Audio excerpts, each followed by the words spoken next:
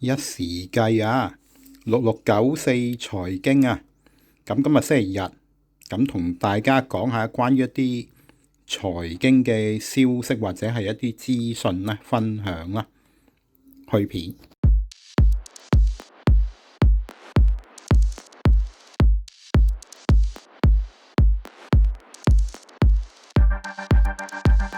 大家好啊，歡迎嚟到我呢個頻道啊！我呢個頻道係一時計啊！我呢個頻道係講錶㗎，為你哋講錶嘅係我萬師兄，多謝大家收看。開始啦，咁呢就小米我都係有買過嘅，不過我30幾蚊走咗啦。咁而家呢已經係51蚊呢，就跌翻落嚟啦。咁我相信呢51蚊呢度左右呢都會係一個波動區間啦。會唔會再跌穿啊？或者係繼續向上升呢？咁我就應該覺得就會暫停一下先啦，因為佢有一啲關於配股嗰個問題啊。咁我會有一樣嘢講下，話咦52週波幅係14.7到60蚊咁滯。咁我記得佢跌過係14蚊樓下都見過。好啦，咁呢隻股票咧可以睇翻個圖表啦，而家已經係跌穿咗10天、20天啦，就進攻緊呢條50天平均線係46.8、47蚊到。咁我諗47蚊都會停一停，諗一諗噶啦。咁呢隻股票應該係47蚊到60蚊區間行使啦。如果睇圖表就咁有一日大成交喎，你度見到係關於佢講嗰個配股個問題啦。咁另外相關新聞佢亦都有講啦，雷軍咧會研發啦，投入一啲更加300億元啦。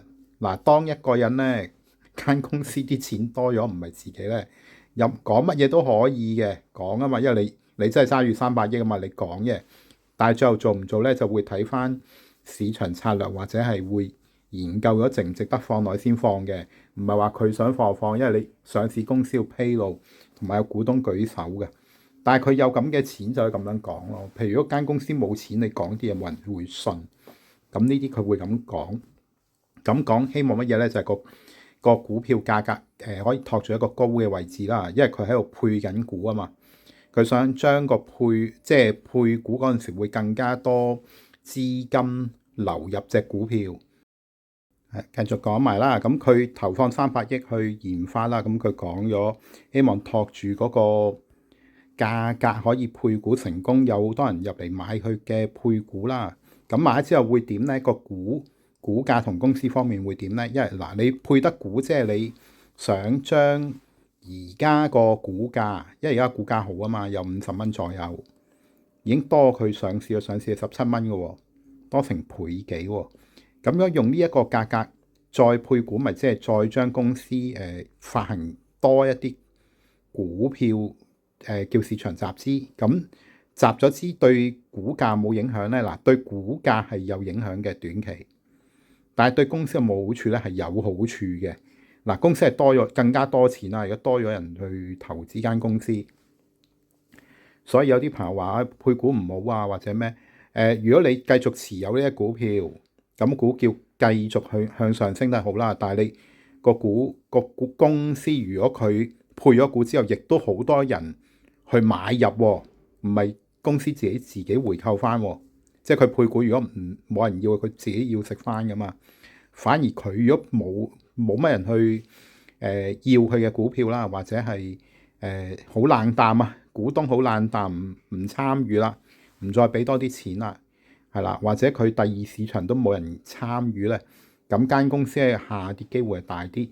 但係前者咧就係更加多人參與一間公司嘅市值更大咧，更加多錢咧，咁對個股價其實係好事嚟喎，有機會配股係咁睇喎應該。好啦，第二樣咧，股價繼續向上升啦，我會留意到一樣嘢咧，好多人冇乜點睇嗰個市盈率啊，市盈率達到50倍啊！係啊，收益率咧係冇㗎，其實每股盈利咧淨值係得8蚊人民幣嘅啫。1蚊嘅盈利，其實加埋都係得嗰10蚊都唔夠啊！呢個好嚴重啊！呢個要留意啦。呢個係啦，咁8蚊都唔夠，而家佢成50蚊炒咗成差唔多成4倍以上啊！一間公司4倍以上嘅虛擬資產啊，你覺得？咁點解會有多呢4倍呢？其實佢裏邊都唔係冇原因嘅喎，因為小米咧就話自己會做呢個車啦，亦都講到好切實啦，亦都有投放資金去做啦。咁變咗呢個股票咧，除咗係有小米家電啦、小米嘅電話啦，同埋小米汽車裏邊，而汽車咧，你想買一個汽車股咧，而家普遍咧都 over 50蚊樓上。咁佢仲有智能電話同埋家具咧，其實呢個小米咧50蚊其實已經係一個好合理嘅價格。咁但係一樣嘢，一隻股票咁係咪咁樣就可以定到嗰個價位價格咧？其實都唔得嘅，仲要睇下佢發行嘅股數啦，好多方面嘅嘢啦。咁好彩香港咧有證監，即係有證監會啦、港交所啦，佢要遞好多一啲數目啊，或者係由會計師去計清楚一間公司佢講嘅嘢得唔得啊、啱唔啱啊，或者係各方面 O 唔 OK 啊？因為佢主板上市啊，佢唔係科技股上市，即係唔係創業板上市咧，佢好多數咧要交足啲嘅。咁一隻股票去得50蚊嘅，咁買嗰個一定係睇咗㗎啦。咁同埋入埋恒生成分股咧，更加係嗰啲數啊，一定係可以確保係準確。但係有冇無誤咧？我唔敢講，係啦，即係要準確啦。大部分係啦，豪華市場啊，對呢個小米咧打開個大門啦。咁係國產品牌崛起嘅時代。咁佢咁講啦，一句説話咧但係你關稅嗰個會影響到你車可唔可以衝出亞洲啊，或者國際？呢個亦都係問題啦。咁但係如果你內銷咧，其實一般嚟講都應該都頂得住嘅。咁你唔俾我過你國家，我咪自己內銷咯。咁變咗其實而家變咗就唔係國際市場咯，會變咗係內銷市場。咁同樣美國嘅車都過唔到嚟中國噶咯，有機會會有呢一樣嘢。咁如果講呢樣嘢咧，你講股票咧就比較悶啲嘅。大家都我希望揸住股票繼續升啊嘛。咁但係升都有個原理、原則、原因啊嘛。你幾樣嘢都冇咧，就冇得再升啦。咁但係而家升咗上嚟啦。咁如果你喺低位升上嚟，我都係恭喜你啦。但係升咗上嚟係點咧？究竟你揸住啲咩咧？咁你要了解噶嘛。唔係佢升咗你就叫賺咗嘛。有啲股票佢有價值，但係佢唔升都會有機會咁嘛。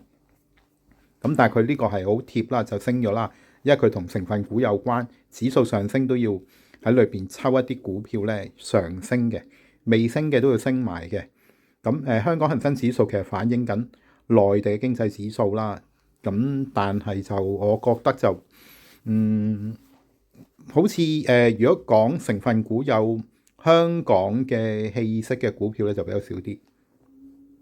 咁變咗而家你係睇國家，咁所以好多時上海或者係深證咧，上證、深證咧下跌上升咧，都會影響香港嘅股市，就係咁解啦。係啦，咁同埋好多時咧喺中國咧有一種文化嘅，佢而家佢有資金落嚟香港買股票啦，但係亦都 set 個框框，淨係準佢買邊幾類型股票。咁其實呢個亦都係一個保障翻國家嗰樣嘢啦，我覺得係。即係資金唔會咁容易外流去咗其他嘅公司嗰度啦，即係感覺上呢個其實仲有好多方法可以將啲資金調咗去其他股票嘅。咁當然呢個就唔長講啦。咁講翻集中翻喺呢個小米咧，呢個配股咧，我睇係正面啦，暫時，因為始終個股市繼續上升咧，都係以正面去睇啦。但係問題去到最後，佢係咪實質可以做到一架車係質量啊，同埋科技啊，同埋各方面嘢都可以好好呢？咁呢個就要拭目以待啦。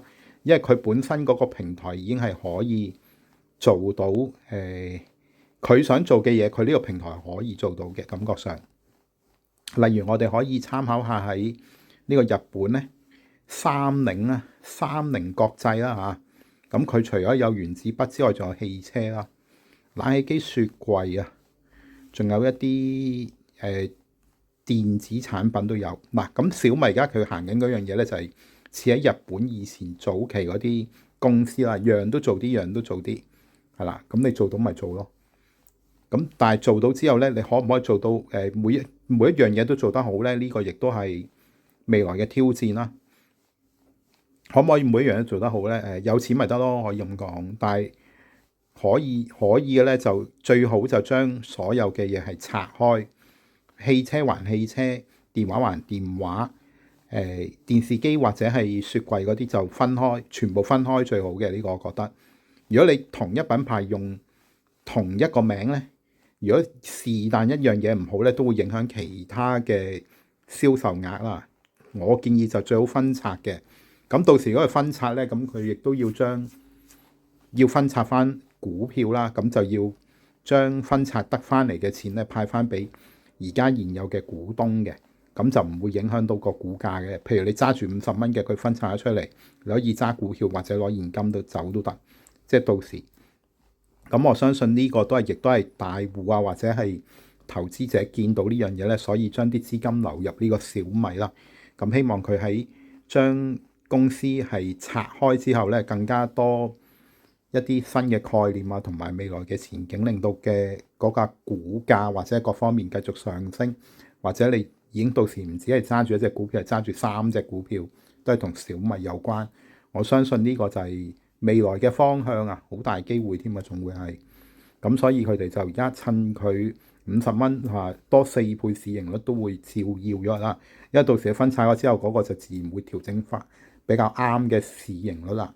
因為市盈率就係睇緊未來個股價可能會去到嗰度，但係嗰個未來咧好多時係啦，呢個都要講嘅，個時間長短都好重要啦。未來10年、未來100年、1000年都得嘅。咁呢個就係叫預期，所以咧希望佢越快可以將間公司整合得更加好咧，所有嘢跟得快啲咧，咁對個股價會更加好啦。咁當然，如果佢一去到成熟嗰陣時嘅股價穩定咗之後咧，就變咗要睇下會唔會有基金繼續持貨啊，定係即使喺市場套現走晒，等公司回落到合理價格先再投放翻資金落去咧，呢個就到時後話啦。咁呢一條片咧就講小米，如果你覺得我都講得幾好喎，講股票，咁記得俾個 like 啦、share 啦同埋留言啦，係啦，最緊要訂閱同埋撳鐘仔啦。我呢度邊度？我呢一時計，今日咧係6694財經啊，係講關於投資啊或者係股票嗰方面嘅嘢嘅，係啦，多謝大家收看啊，拜拜。